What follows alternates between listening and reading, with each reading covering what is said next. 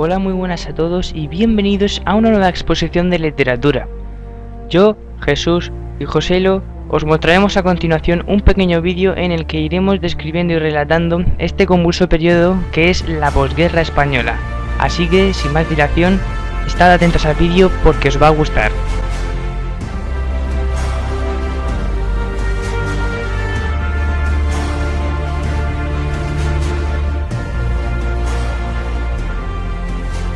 Antes de empezar a reconocer a las figuras más convulsas de esta época, debemos plantearnos una primera cuestión no menos importante. ¿Qué es la novela de la posguerra?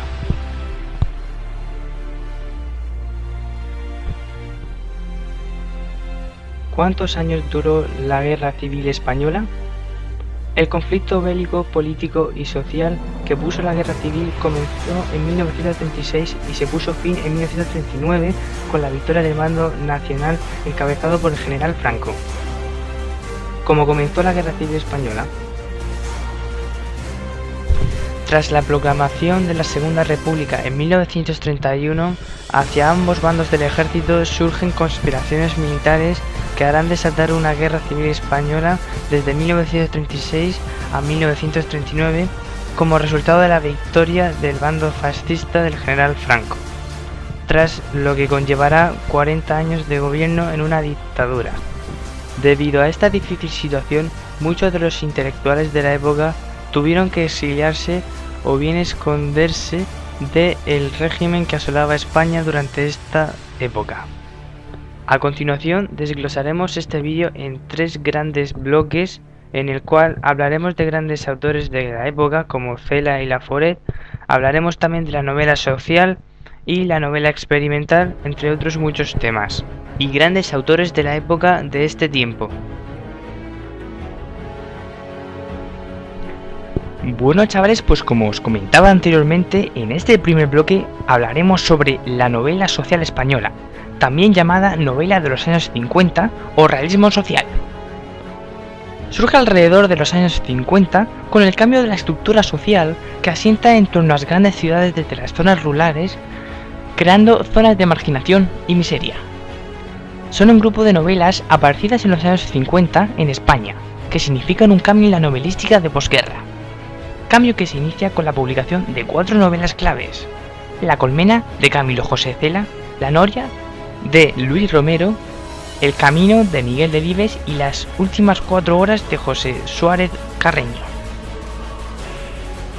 Cuando hablamos de realismo social, lo hacemos con un doble significado del término.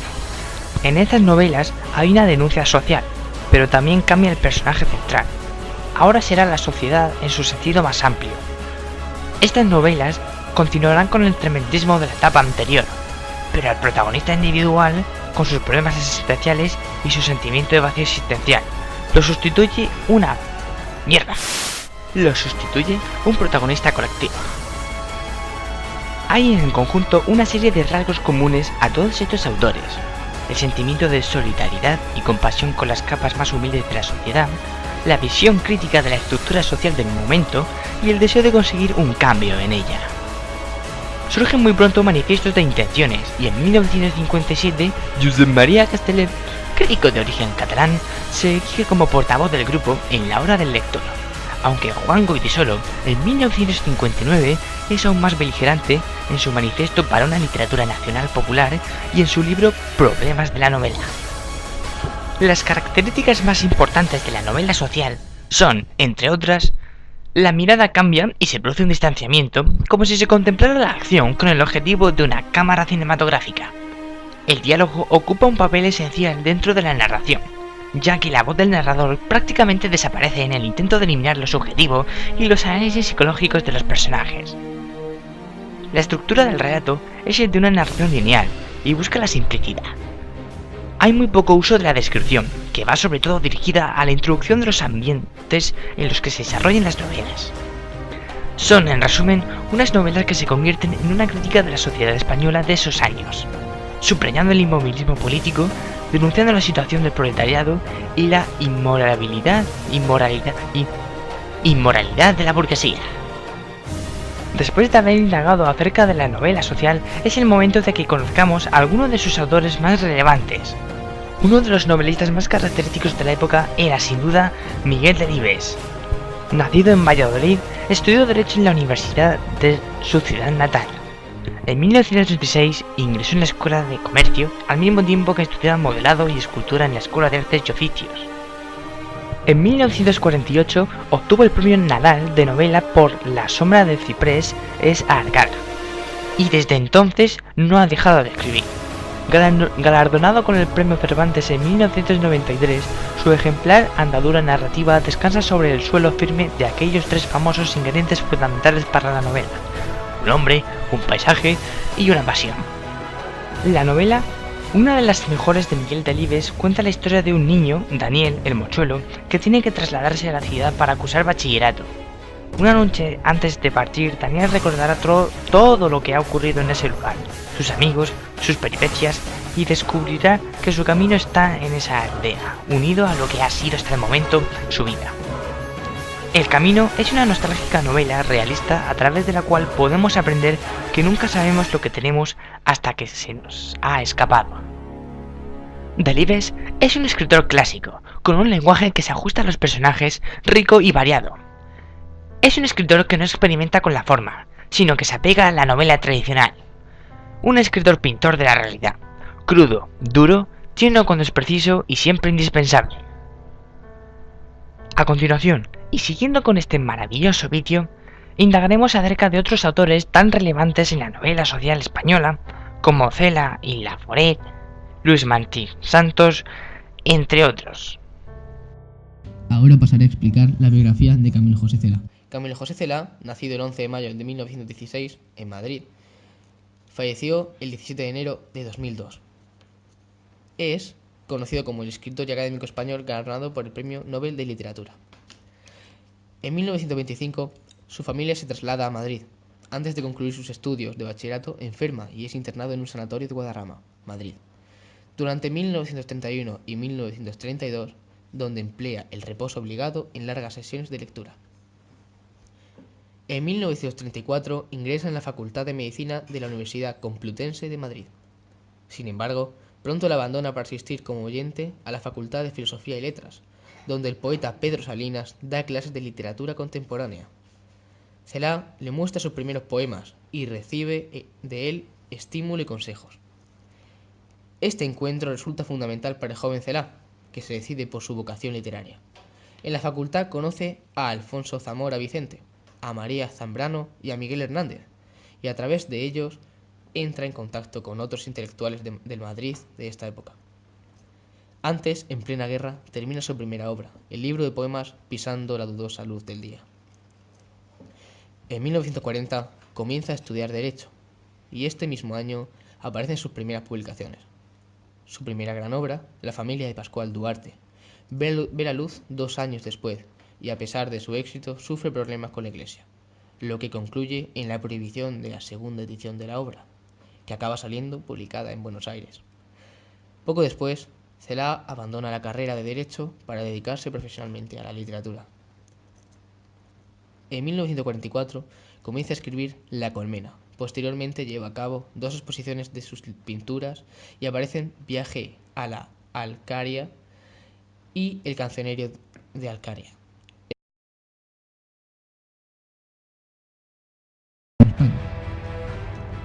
En 1954 se traslada a la isla de Mallorca, donde vive buena parte de su vida. En 1957 es elegido para ocupar el sillón Q de la Real Academia Española. Durante la época de la transición a la democracia desempeña un papel notable en la vida pública española, ocupando por designación real un escaño en el Senado de las primeras Cortes Democráticas y participando así en la revisión del texto constitucional elaborado por el Congreso. En los años siguientes sigue publicando con frecuencia. De este periodo destacan sus novelas Mazurca, para dos muertos y Cristo versus Arizona. Ya consagrado como uno de los grandes escritores del siglo, durante las 2 últimas décadas de su vida se sucedieron 2 homenajes, los premios y los más diversos reconocimientos. Entre estos es obligatorio citar El Príncipe de Asturias de las Letras, 1987, el Nobel de Literatura 1989 y el Miguel de Cervantes 1995. En 1996, el día de su 80º cumpleaños, el rey don Juan Carlos I le concede el título de Marqués de Iria Flavia.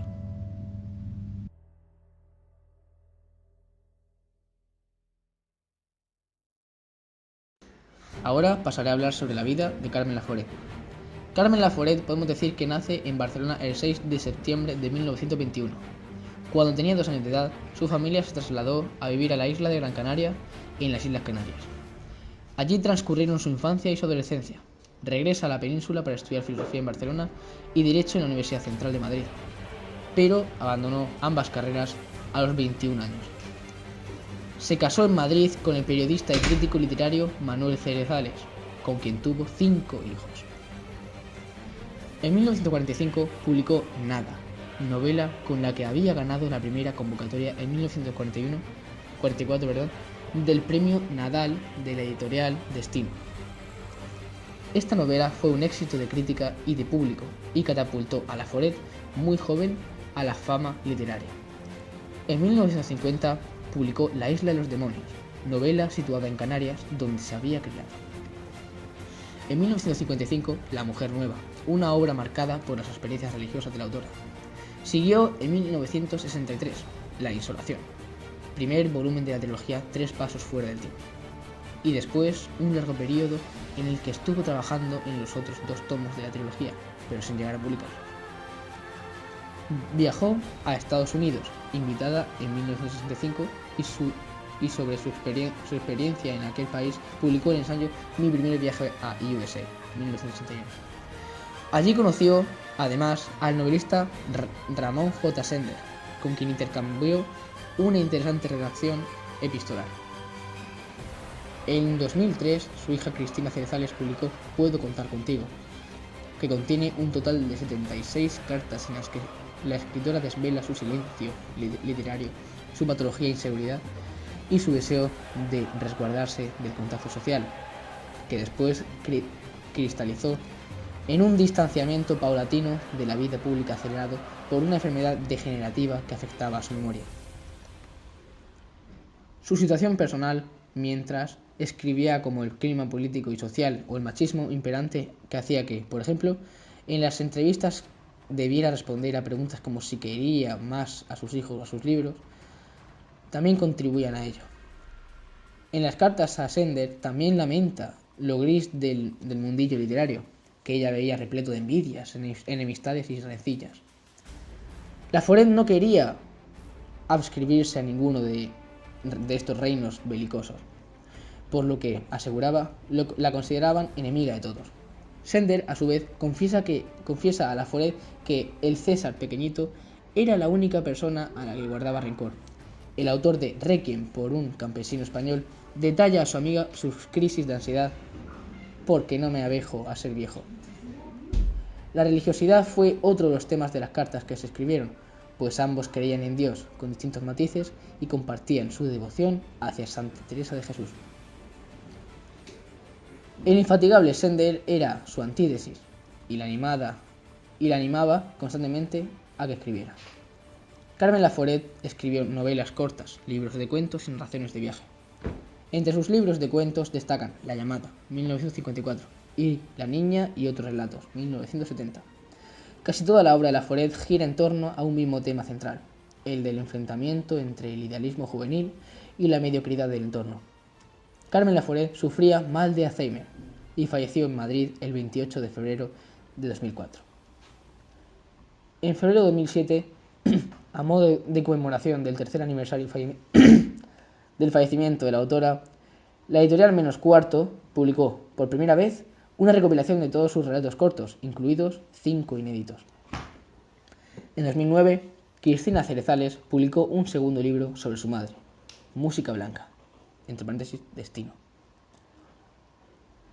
donde, en palabras de Rosa Montero, nos asoma a otro espacio asfixiante, a la vejez de la escritora, a la enfermedad y al deterioro.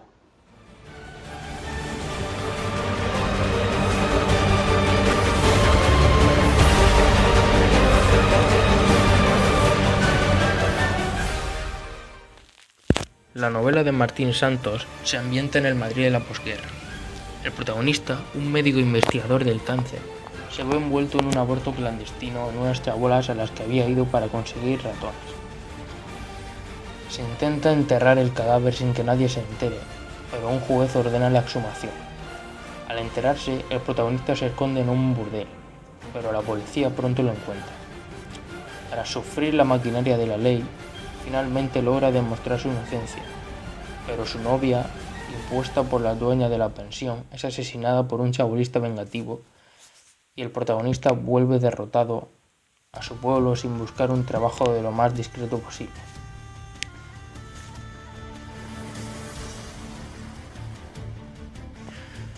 En cuanto al estilo de la novela, el autor se aparta de la escuela del realismo social, con la intención claramente de realizar una total renovación de la narrativa de la época. El autor consigue una superación consciente de los modos imperantes de la literatura en la primera mitad del siglo XX. El estilo de la obra enraiza en los recursos formales como la sintaxis y el léxico, que se desarrollan de forma coherente a lo largo de toda la narración.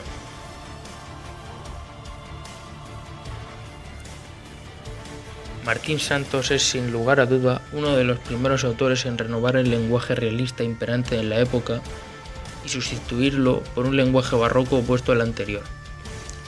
Utiliza así abundantemente el vocabulario científico plagado de cultismos y metáforas e innumerables figuras retóricas clásicas.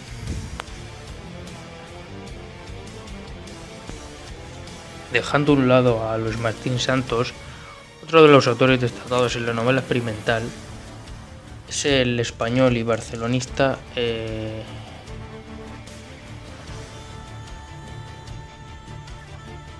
Otro de los autores destacados de la novela experimental, dejando a un lado a Luis Martín Santos, es el español Eduardo Mendoza, conocido literalmente como el autor de la novela La verdad del caso Savolta.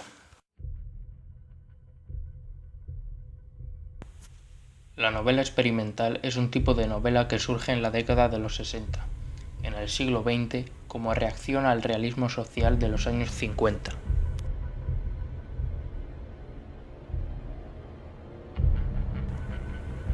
Las características principales de la novela experimental son las siguientes: la presencia de personajes con problemas de identidad que intentan encontrarse a sí mismos y explicar la razón de su existencia, una crítica a la época anterior, la desaparición del argumento simplemente para excusar la digresión y para introducir opiniones diversas, una dificultad estructural organizando los capítulos en secuencias y utilizando el punto de vista múltiple, que consiste en narrar bajo la perspectiva de varios personajes y utilizando también la técnica del contrapunto, según la cual diversas historias se van cruzando. Una ruptura lineal del tiempo, dando lugar a cierto desorden de la cronología, siendo habitual la utilización de la técnica del flashback, que consiste en el retroceso en un tiempo anterior. Y por último, la renovación del lenguaje literario, introduciendo neologismos, extranjerismos, cultismos y coloquialismos en toda libertad. La novela más representativa de esta tendencia es En tiempo de silencio, del autor Luis Martín Santos.